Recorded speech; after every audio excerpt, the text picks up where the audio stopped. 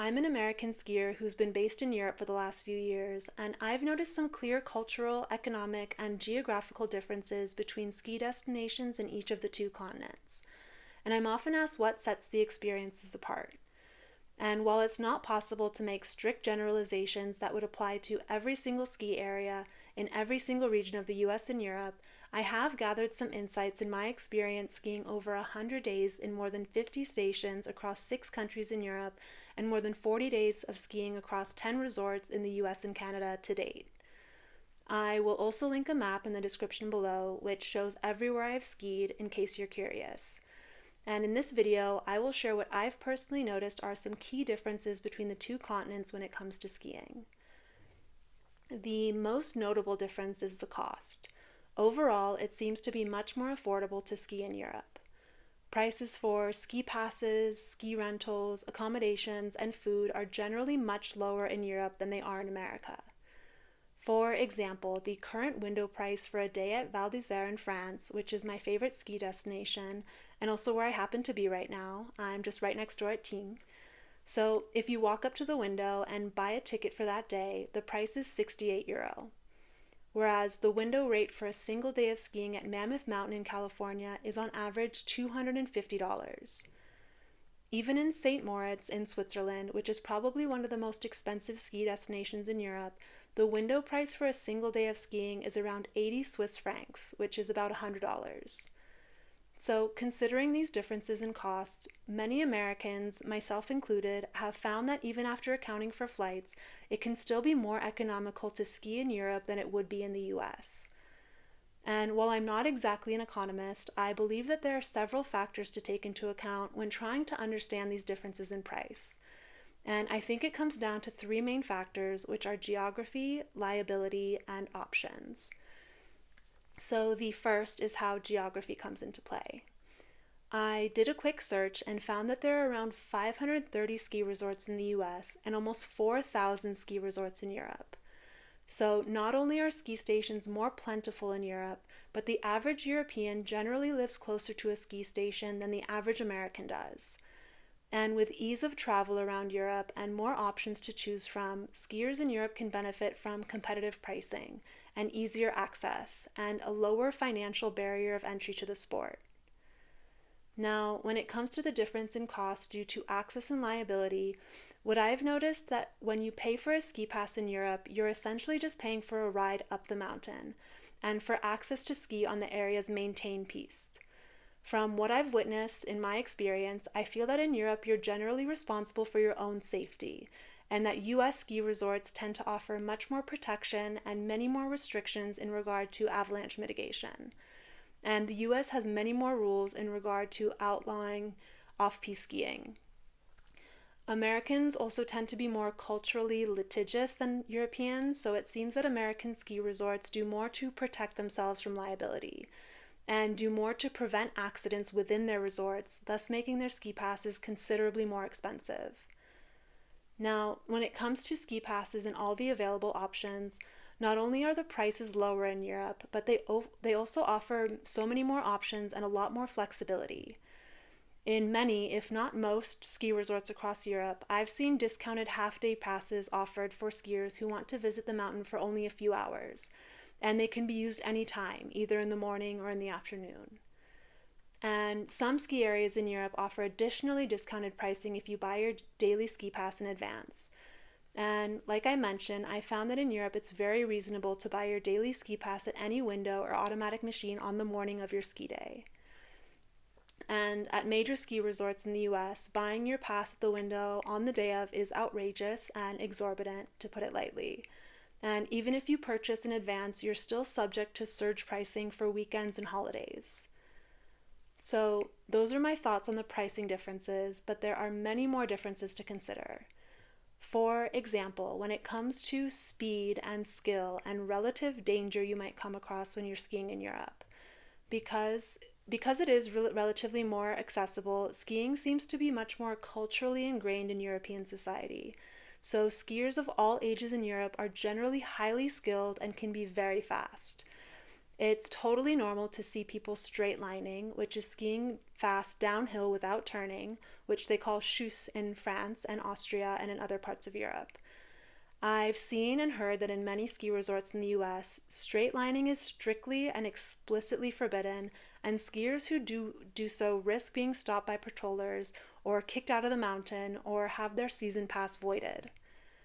So, some helpful tips to remain safe if you ever feel like other skiers are zooming past you in Europe is to maintain a predictable line down the slope and to avoid weaving across the entire piste and to never weave all the way to the side edge of a piste because the very edge may be the only option for a faster skier to safely overtake you. And something else that I've realized, which is interesting, is that I feel like due to the differences in costs, and even though American ski resorts do more to protect themselves from liability, I personally think it can be more dangerous to ski in American ski resorts. Because skiers are paying so much more in America, I've noticed that they generally wish to get their money's worth and ski a full day even if they're tired, not feeling well, or if the conditions are bad. On the other hand, Europeans can generally feel less pressure to have a full ski day if they're paying relatively less and if it was less of an effort to get to the mountain, and they can comfortably call it a day whenever they feel like stopping without feeling guilty that they just wasted so much money. Something else I've noticed is that in many ski areas in Europe, you may be sharing the piste with skiers that are touring uphill. It seems that more often in Europe, ski areas offer uphill access, and oftentimes the route to hike up the mountain is the same route to ski down the mountain. So don't be alarmed if you're making your way down a slope and you see others coming up in the opposite direction. And depending on the permissions, or maybe just the absence of any restrictions, in some ski areas you may also see hikers and skiers on the mountain with their dogs. So, on the same note, when I started skiing extensively in Europe, I noticed a kind of anything goes attitude. And I will never forget the first time I witnessed a parachute skier take off just beside a piste that I was skiing in Chamonix. I was fascinated and thought it was so awesome, but my next logical thought was that it was another thing to have to look out for while skiing. And it also served as a reminder that we're sharing the same playground with skiers that are professionals or have been practicing the sport for their entire lives, and sometimes both. And now I've learned that even if you're in a designated ski area and you're only dipping into the side country just along the official maintained piste, you need to be very cautious and remember to never rely solely and follow the tracks of another skier. Because if that skier who made the tracks had a parachute, they could literally lead you off of a cliff. So, what are some of the other differences? So, something else I've noticed, especially in the Alps, is how steep it is. And I don't mean that all the runs are super steep. What I mean is that a lot of times the village may be at a relatively low altitude and that you usually take a gondola way up into the ski area. So you could be staying in a village that is completely dry with no snow, but the ski area that it has access to could have perfect conditions. So I say this just to help you manage your expectations that not all ski destinations in Europe are guaranteed to have this winter wonderland vibe even in the middle of winter.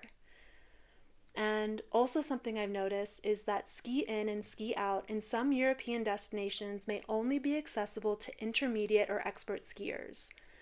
The geography throughout the Alps and in other European mountain ranges varies greatly, and it's not always guaranteed that hotels or accommodations are positioned just beside an easy ski run.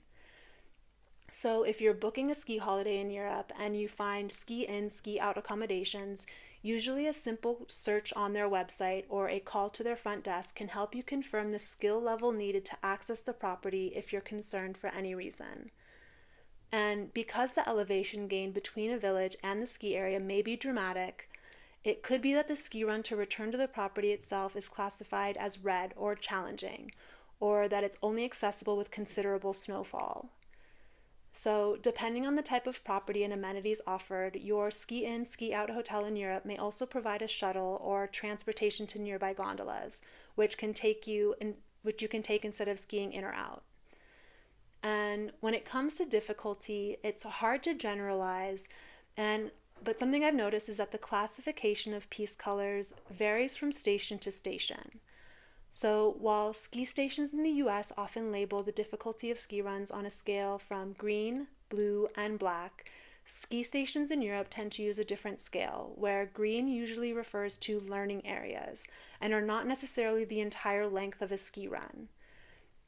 And green learning areas in Europe may be served by a magic carpet lift rather than a dedicated chairlift, which makes the experience less daunting for a true beginner. And then the rest of the runs or pistes in Europe are then classified on a scale from blue, red, and black. Though I found that these classifications can be loose and that they can vary greatly from station to station and from region to region. For example, a black piste in one station may feel relatively easy, while a blue piste or a red piste in another station may feel very narrow, steep, or challenging. It's important to keep in mind that the difficulty of a run is not always strictly determined by the color it's classified as, and is subject to many more factors that can change daily. For example, the snow conditions, and the lighting, and the visibility, and the time of day, or how wide or how narrow it is, or how crowded it is, or how tired or energetic you are, or even the condition of your gear, among many other potential factors. I always say to just always exercise caution when discovering terrain that's new for you. So, when it comes to lift technology, that also varies greatly from station to station. I've heard so many generalizations about Europe being more advanced than the US when it comes to high-tech lifts and gondola technology. And while I have seen some incredibly impressive engineering and the ultimate in luxuriously comfortable lift interiors while skiing in Europe, I've also seen and ridden some vintage seats and gondolas that have been in operation for decades. So don't be disappointed if you come to ski Europe and you find yourself on a rickety, unpadded chairlift from the 90s or even the 80s. Because elsewhere, and sometimes even within the same ski station, you may also find brand new heated chairlifts or high-tech gondolas that are capable of transporting 80 skiers in a single cabin. And on this same subject, yes, it is true that Europeans always put the bar down while on a ski lift. I'm not sure why or how Americans became accustomed to not using the bar, which is a common safety measure, but this is a real difference I noticed between American and European skiers. Not only is it a requirement while riding a lift in Europe, because the lift operators do check, but it is so ingrained in European ski culture that all passengers expect and are well prepared to put the bar down quickly and efficiently every time. So I'm warning you now, so you're not surprised if you get hit in the back of the helmet when the bar is coming down, because people don't ask. It's just understood. And I've seen that some lifts in Europe also have automatic bars that lower and raise themselves and remain locked throughout the ride up the mountain. So the last point I want to make, which I briefly touched on earlier, is about safety and responsibility. I think it's worth mentioning repeatedly that in Europe, the responsibility of safety largely falls under each individual skier, and that is the most true in regard to avalanche awareness and preparedness. One day a few years ago, when I was skiing in Chamonix, an avalanche occurred in bounds just beside a piste and close to the base of a mountain. Before a helicopter brought in search and rescue dogs and professional teams and equipment, I was fascinated as I watched more than 20 civilian skiers immediately volunteer to aid in rescue efforts, each equipped with their own personal sets of probes, shovels, and transceivers. And because this area, called Grand Montet in Chamonix, is renowned for offering access to legendary off-piste skiing, that could have been why so many skiers there were prepared to conduct a rescue. But I do feel that in general, European skiers are more aware of the dangers and the risks of avalanches. It doesn't happen frequently, but avalanches in designated ski areas do happen much more often in Europe than they do in the US. So it does help to be prepared with some awareness and understanding of the risks. I think one of the easiest precautions you can take is to attach Reco reflectors to your gear, which is the technology that's used in ski resorts in Europe and also more and more in the US to be able to conduct a search in case anything happens. I'll put a link in the description below so that you can find these easily. There are certainly a lot of differences between skiing in Europe and the US, and I hope that this video has been helpful so that you can know a little bit more about what to expect if you're traveling for your next ski trip.